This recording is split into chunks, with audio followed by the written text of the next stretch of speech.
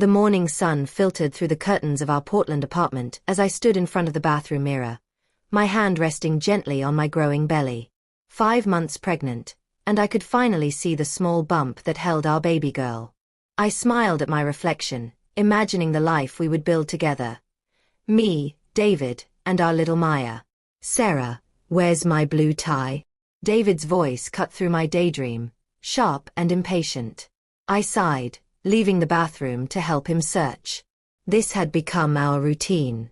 David worked as a software engineer at a tech startup downtown, and lately, the pressure at work had made him irritable.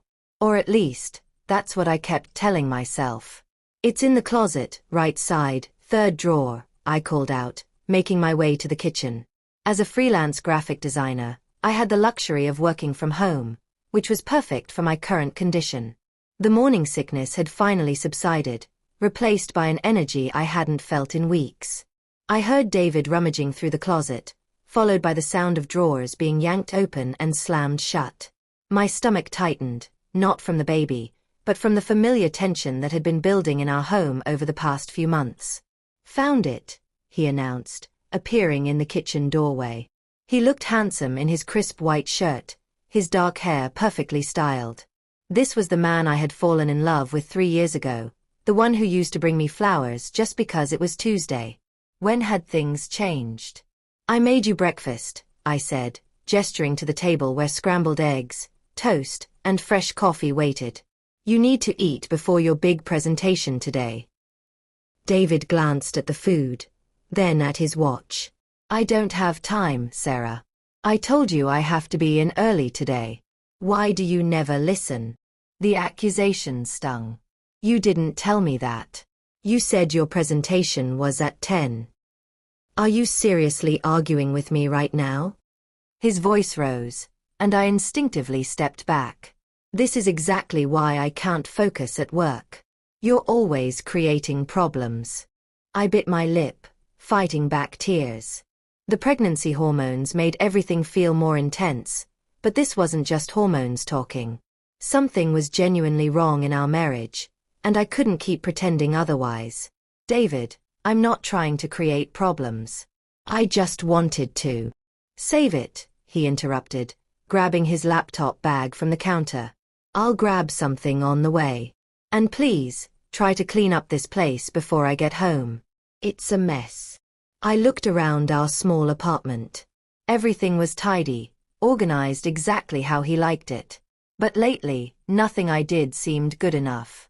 After he left, I sat at the kitchen table, the untouched breakfast growing cold in front of me. My phone buzzed, a text from my best friend, Emma. "Coffee this morning? I have news." I hesitated. Emma was a nurse at the local hospital, and she worked irregular shifts. Any chance to see her was precious, especially now when I felt so isolated. David didn't like me going out much anymore. He said it was because he worried about the baby, but it felt more like control. I typed back, "Love to. The usual cafe at 10. As I got dressed, choosing a comfortable blue dress that accommodated my bump, I caught sight of a photograph on our dresser. It was from our wedding day, both of us laughing, David's arm wrapped protectively around me. His eyes had been full of love then, sparkling with promises of forever. What had happened to that man? And more importantly, what had happened to the woman in that photo? The confident, happy Sarah who believed in fairy tale endings? My hand moved to my belly again, feeling a flutter of movement. Maya. My daughter. I needed to be strong for her, even if I didn't feel strong at all. I grabbed my purse and headed out the door, not knowing that this simple decision to meet my best friend for coffee would be the first step in uncovering the truth that would shatter my world completely. Don't forget to like, subscribe, and hit that notification bell to see what happens next in Sarah's story. Will she discover the truth about David? Find out in chapter. Drop a comment below and let me know what you think David is hiding. Your support means everything. 2 hearts. The morning air was crisp as I walked the 3 blocks to Riverside Cafe, our favorite meeting spot. Emma was already there, sitting at our usual corner table by the window, her auburn hair pulled back in a messy bun. When she saw me, her face lit up, but the smile quickly faded. Sarah, she said, standing to hug me carefully around my bump. You look exhausted. Are you sleeping okay? I forced a smile as I settled into the chair across from her. Pregnancy insomnia. It's normal, right? Emma studied me with those sharp green eyes that missed nothing. As a nurse, she was trained to spot signs of distress, and as my best friend since college, she could read me like a book. How's David handling everything? She asked carefully, stirring her latte. He's fine. Just stressed with work. The lie tasted bitter on my tongue. You said you had news? Emma's face brightened again. Yes. Mark proposed. We're getting married in the spring. She held out her hand, showing off a simple but elegant ring. I felt genuine happiness for her, mixed with an unexpected pang of jealousy. Mark was kind, patient, everything a partner should be. Emma, that's wonderful. I'm so happy for you. We spent the next 20 minutes discussing wedding plans, and for a brief moment, I forgot about my own troubles. But Emma wasn't going to let me hide forever. Okay, now tell me what's really going on, she said, reaching across the table to take my hand. And don't say nothing. I've known you for 8 years, Sarah Miller. The use of my full name, the one that would soon be Maya's middle name, broke something inside me. Tears spilled down my cheeks before I could stop them. I don't know when it started changing, I whispered. David used to be so loving, so supportive of my work. Now everything I do annoys him. He criticizes the apartment, my cooking, the way I dress. This morning, he got angry because I made him breakfast. Emma's expression darkened. Has he ever hurt you? No, I said quickly. Too quickly. He has a temper. But he's under a lot of pressure at work. The startup is demanding, and... Sarah, stop making excuses for him. Emma's voice was firm but gentle. You're 5 months pregnant with his child. There's no excuse for treating you this way. I wiped my tears with a napkin. I keep thinking it'll get better after Maya is born. That maybe he's just scared about becoming a father. Or maybe, Emma said carefully, there's something else going on. Before I could ask what she meant, my phone buzzed. A text from David. Where are you? My heart rate spiked. I'm at the cafe with Emma, I typed back. The response came immediately. Come home. Now. We need to talk. Emma must have seen my face pale. What is it? He wants me home. He says we need to talk. My hands were shaking as I gathered my purse. Sarah. Wait. There's something I need to tell you. Emma looked conflicted, her usual confidence replaced by hesitation. I wasn't sure if I should say anything, but after seeing you today. What is it? She took a deep breath. Last week, I was covering a shift in the ER. A woman came in. Her name was Rachel. She was there for anxiety, stress-related symptoms. When I was taking her information, I saw her emergency contact. Emma paused. It was David. You're David. The cafe seemed to tilt around me. What? That doesn't make sense. Maybe it was a different David Thompson. She had his photo on her phone. I saw it when she was checking messages. Sarah, it was definitely him. I felt like I couldn't breathe. Who is she? Why would she have David as her emergency contact? I don't know. Patient privacy laws prevented me from asking more. But I've been worried sick about it all week, trying to decide if I should tell you. Emma gripped my hand tighter. Please don't go home alone. Let me come with you. My phone buzzed again. Another text from David. Sarah, I'm serious. Get home now. I stood up, my legs feeling unsteady. I have to go. He'll be even more angry if I don't. Then I'm coming with you, Emma insisted, standing as well. No. I tried to sound firm, but my voice wavered. I need to face this myself. I'll call you later, I promise. As I walked back to the apartment, my mind raced with possibilities. Who was Rachel? A co-worker? A friend I didn't know about? Or something worse? The flutter in my belly reminded me that whatever truth I was about to face, I wasn't alone. I had Maya to protect. And suddenly, that made me braver than I'd been in months. I reached our apartment building and climbed the stairs to the second floor. My hand trembled as I turned the key in the lock. David was waiting in the living room, his face unreadable. "We need to talk about your spending," he said coldly. "I checked our bank account this morning. Do you want to explain why you're wasting money on coffee when we have a baby coming?" Not, "How are you?" Not, "Is the baby okay?" Just accusations about money. I took a deep breath, my newfound courage rising. "David, who is Rachel?" The color drained from his face.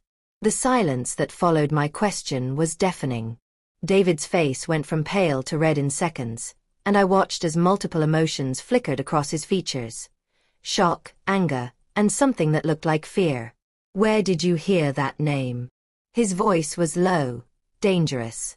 I stood my ground, even though every instinct told me to back down like I always did. "Answer the question, David. Who is Rachel? How dare you question me?" He stepped closer, and I instinctively moved back, my hand protectively covering my belly. "I work 12-hour days to provide for you and this baby, and this is the thanks I get? You're spying on me." "I'm not spying." Her name came up, and I deserve to know why a woman I've never heard of has you listed as her emergency contact. My voice was stronger than I felt.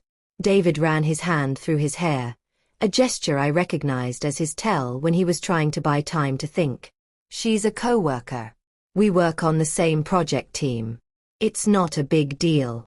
"Then why didn't you tell me about her?" "Because I don't tell you about every single person at my office, Sarah.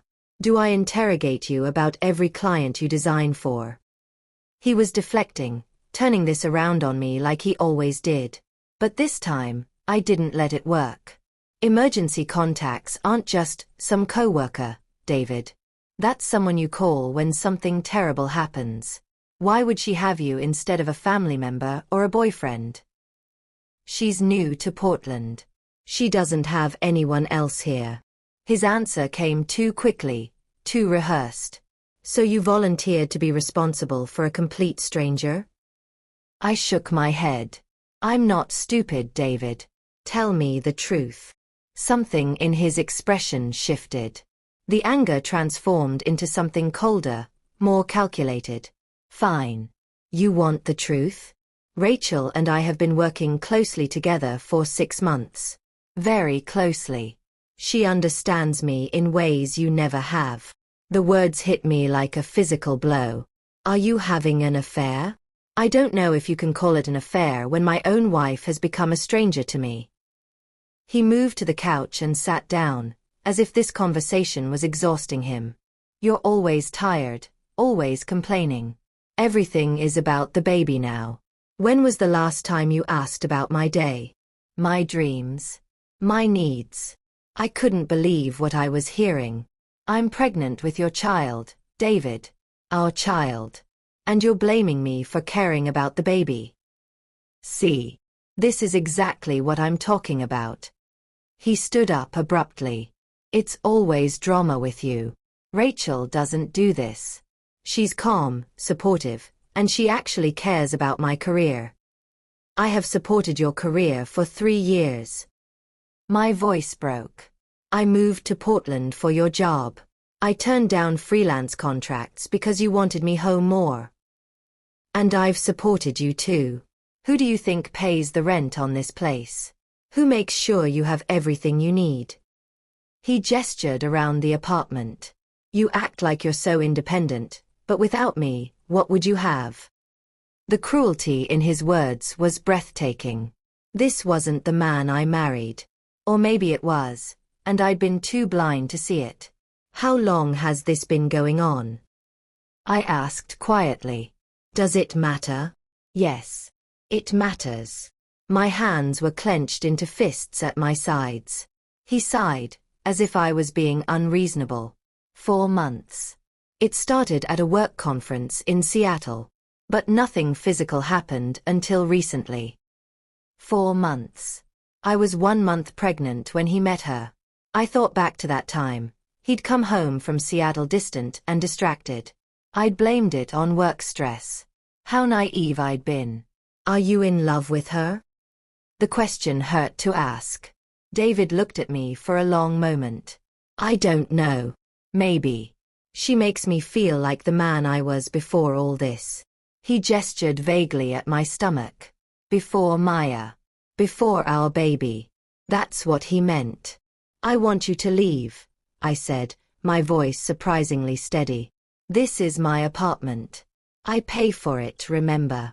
The smugness in his tone made me want to scream. Then I'll leave.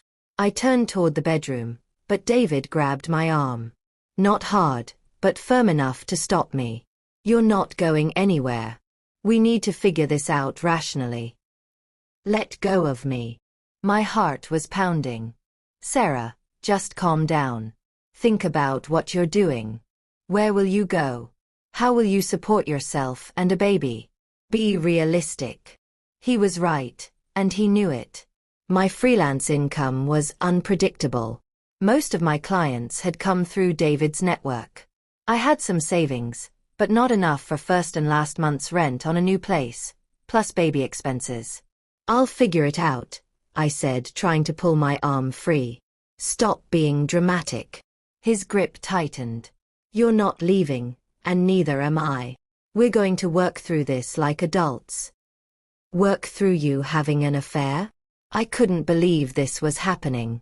It doesn't have to be like this, he said, his tone shifting to something almost pleading. Rachel understands that I have responsibilities. She knows about you and the baby. We can make this work if you just stop being so emotional about everything.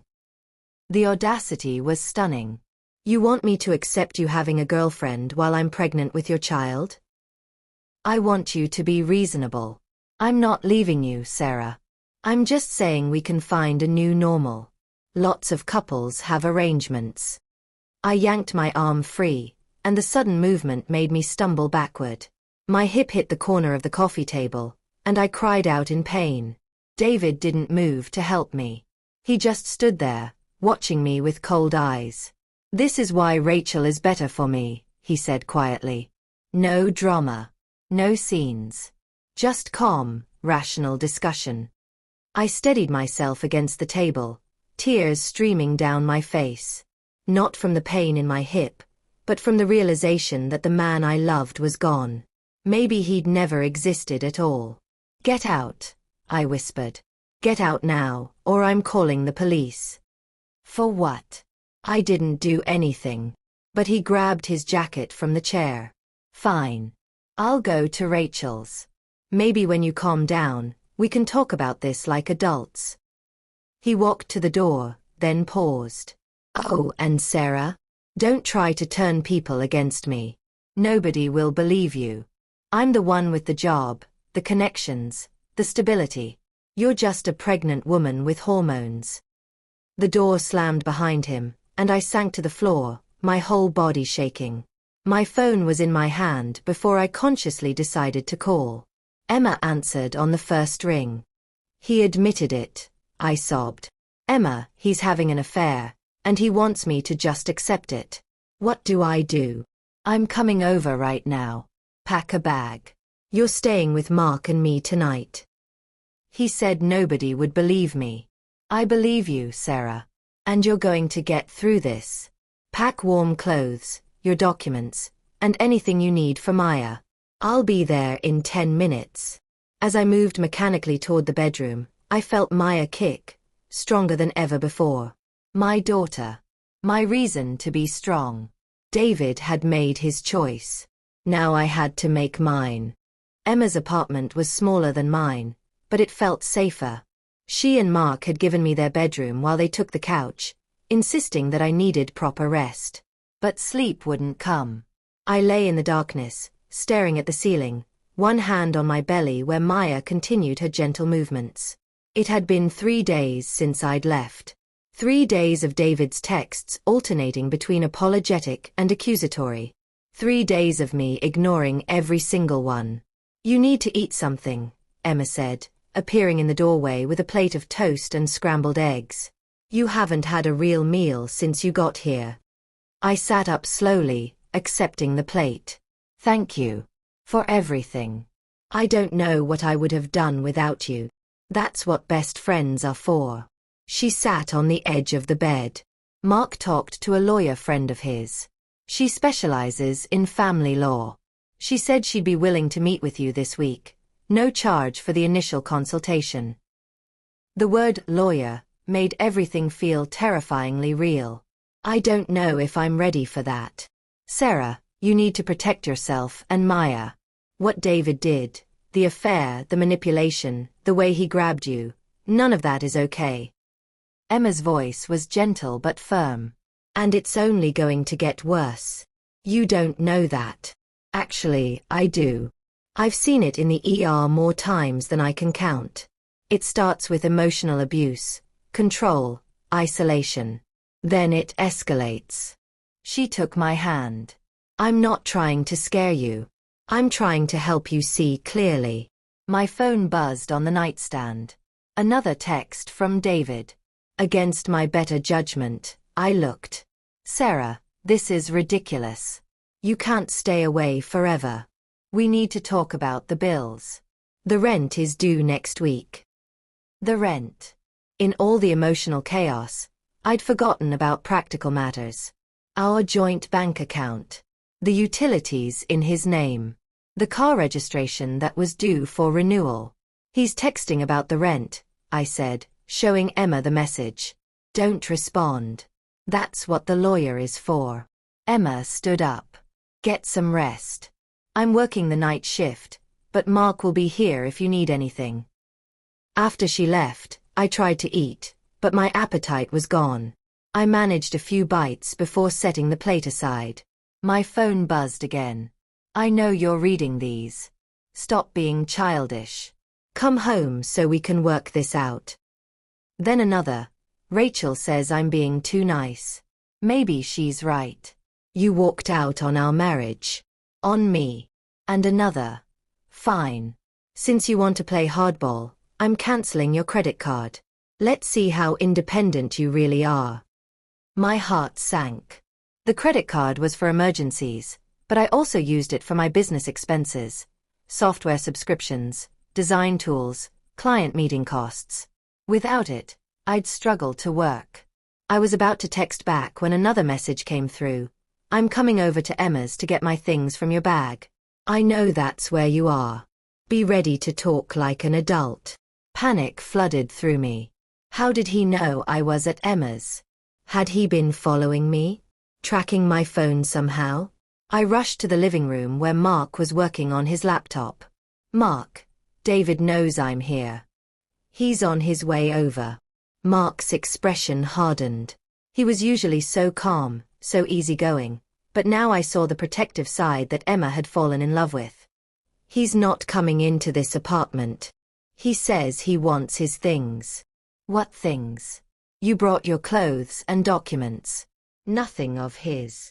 Mark stood up, moving to the window to look down at the street. Did you tell him you were here? No. I swear. I haven't responded to any of his messages. Then he's either tracking your phone or he's been watching Emma's place.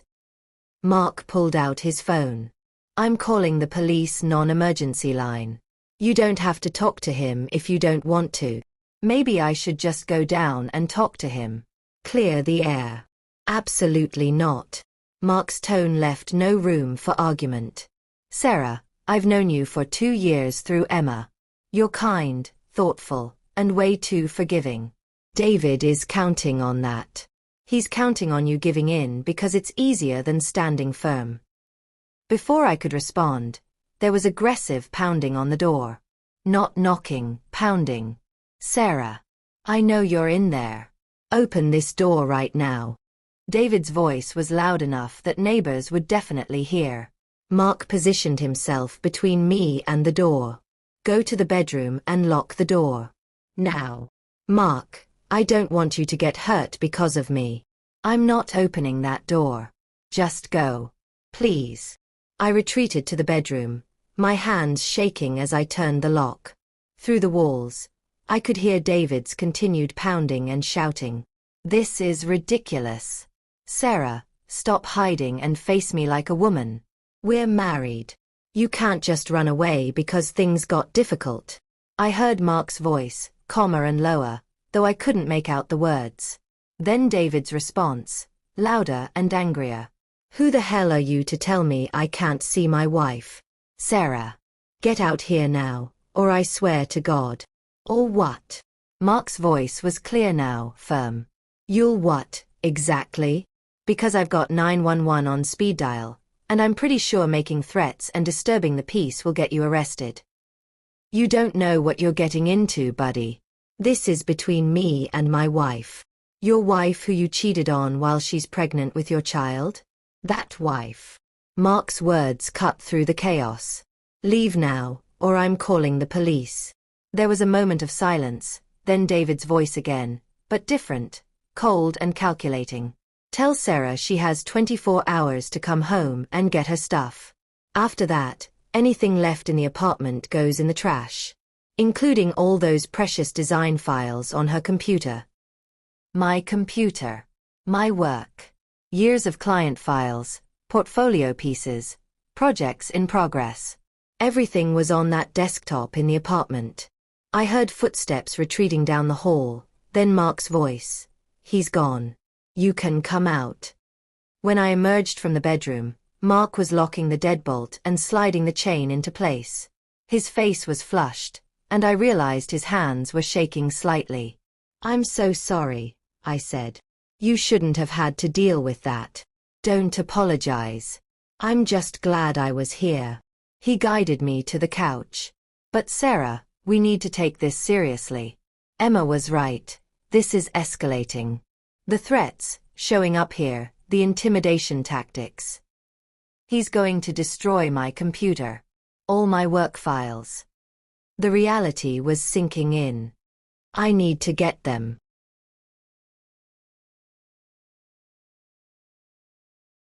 Not alone. And not tonight. Let me call that lawyer Emma mentioned. Maybe there's a way to get a police escort to retrieve your belongings. This is insane. How did my life turn into this? I felt tears building again, but I was so tired of crying. Mark sat beside me. It turned into this because David is showing you who he really is. And as hard as this is, you're learning it now, before Maya is born. Before you're even more trapped. My phone buzzed. Another text from David. Clock's ticking, Sarah. 24 hours. Choose wisely. Then a photo came through. It was my computer monitor, and standing in front of it with a baseball bat was David. The message was clear.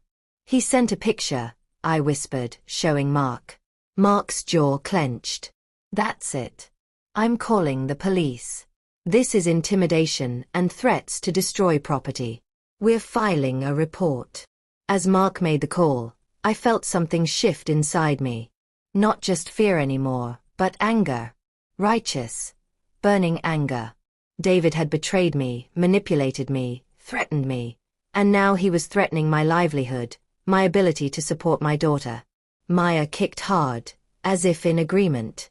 You're right, baby girl, I whispered to my belly. Enough is enough. When the police arrived 30 minutes later, I told them everything. The affair, the threats, the intimidation, the photo of my computer. They took my statement and copies of the text messages. One of the officers, a woman named Officer Chen, sat with me after her partner left. Mrs. Thompson, I'm going to be straight with you. What you've described is a pattern of coercive control and domestic abuse. The fact that you're pregnant makes this even more serious. She handed me a card. This is for a women's shelter that specializes in helping pregnant women escape abusive situations. They can help you with legal resources, housing, everything. I'm not being abused, I said automatically. He's never hit me. Officer Chen's expression was kind but sad. Abuse isn't just physical. Everything you've described, the isolation, the financial control, the threats, the intimidation, those are all forms of abuse. And in my experience, it rarely stays non-physical. Her words echoed Emma's warning. I took the card with trembling hands.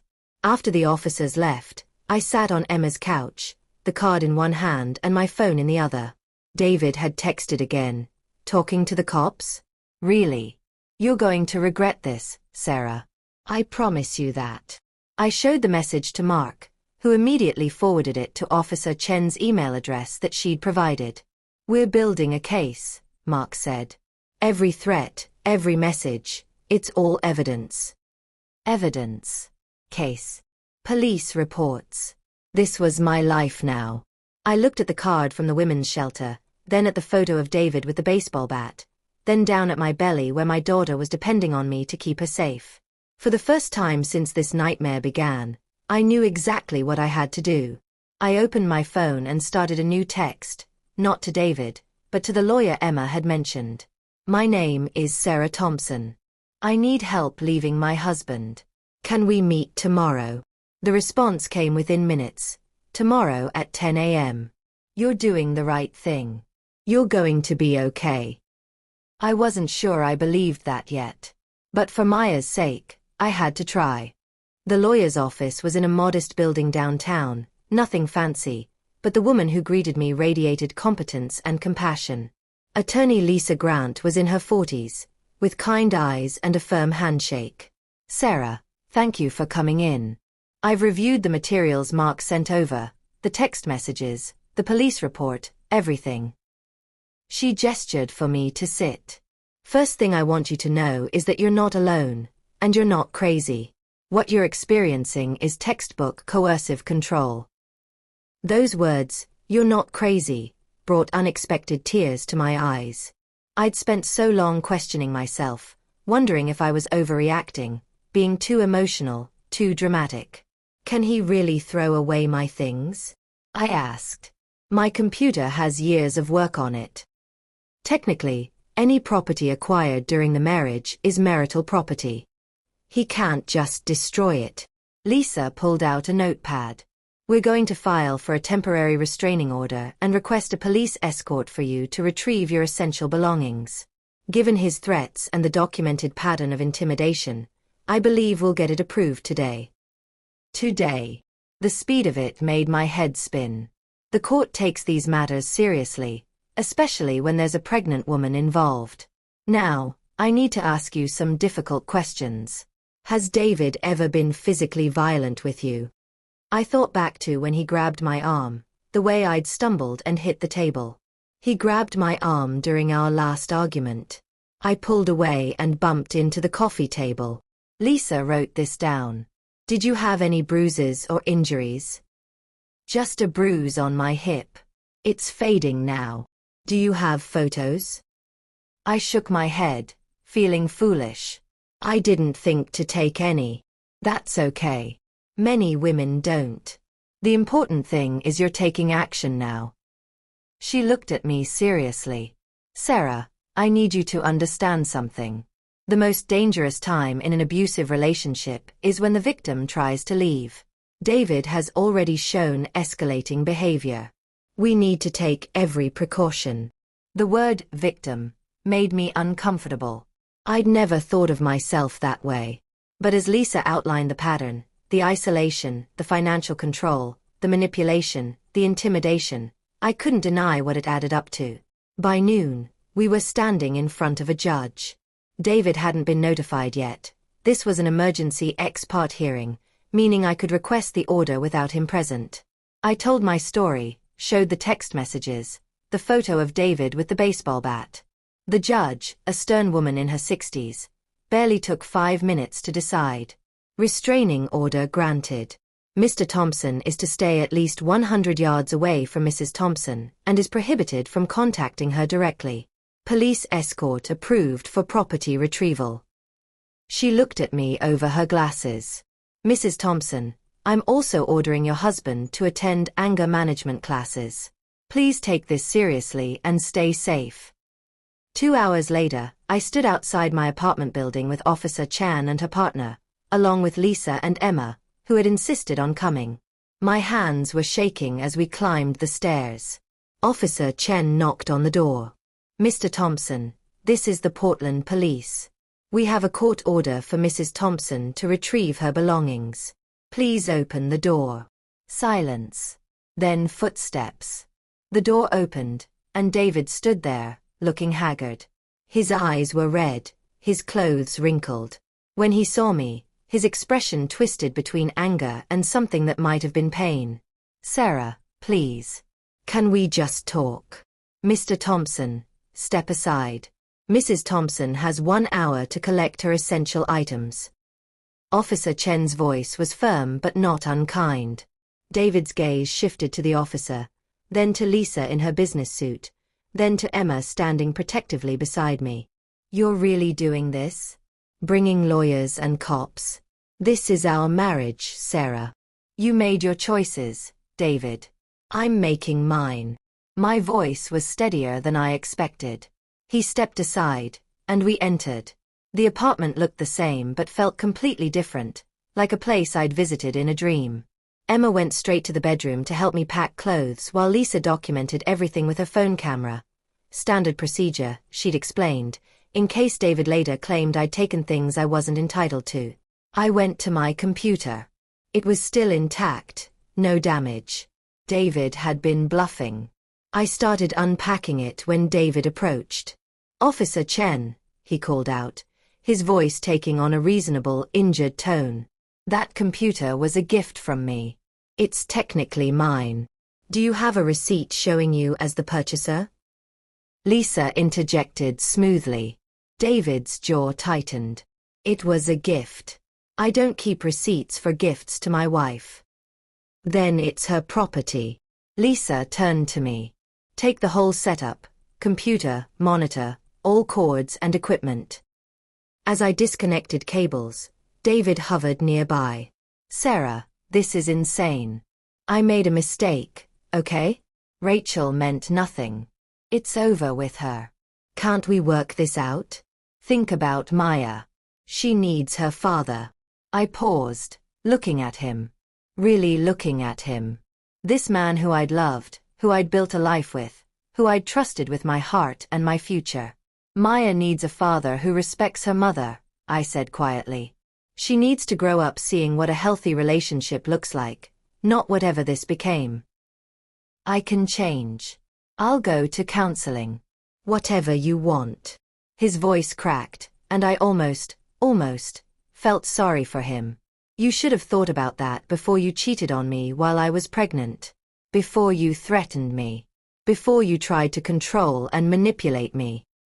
I continued packing the computer equipment. "I'm done, David. You can't do this. You need me. How are you going to afford rent? Child care?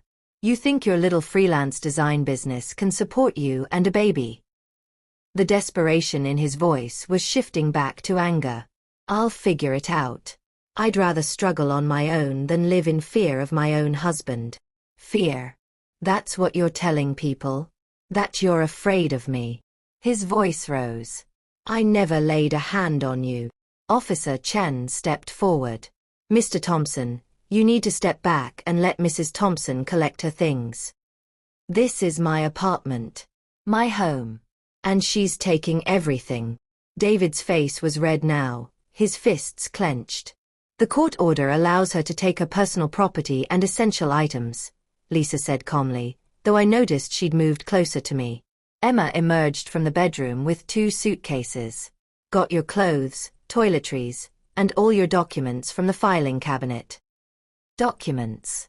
My birth certificate, social security card, passport. Things I'd need for the baby's paperwork and for my own independence. "You went through my filing cabinet?" David's attention snapped to Emma. "That's private." "Actually, Mrs. Thompson's personal documents are not your private property," Lisa corrected. We worked efficiently for the next 40 minutes. My design portfolio, art supplies, the few pieces of furniture that had been mine before the marriage, a reading chair from my grandmother, a bookshelf I'd bought in college. Each item felt like reclaiming a piece of myself. Finally, I stood in the empty-feeling apartment, taking one last look. David sat on the couch, his head in his hands. I loved you, I said softly. I really did. But love isn't enough when there's no respect, no trust, no partnership. He looked up, and I saw tears on his face. I do love you, Sarah. I know I messed up, but I do love you. Maybe you do, in your way. But your love feels like a cage, David. And I need to be free. For me and for Maya. Don't keep my daughter from me. His voice was pleading now. Whatever happens between us, she's still mine too. I won't keep her from you, I said, meaning it. But it'll be on terms that keep us both safe. Through lawyers, through proper channels. You can be in her life, but only if you prove you can be the father she deserves. We left the apartment, Emma and Officer Chen's partner carrying my belongings while Lisa walked beside me. I didn't look back as we descended the stairs. Outside, the afternoon sun felt warm on my face. Emma loaded the last box into her car and turned to me. You okay? I don't know, I admitted. But I think I will be. 3 months later. The small studio apartment wasn't much, but it was mine.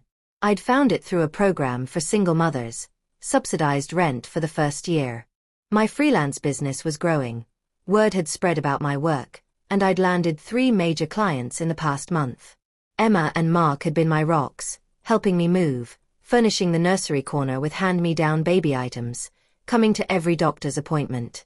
David had been served divorce papers 2 months ago. He'd fought it at first, then seemed to give up. Through his lawyer, he'd agreed to child support and supervised visitation once Maya was born.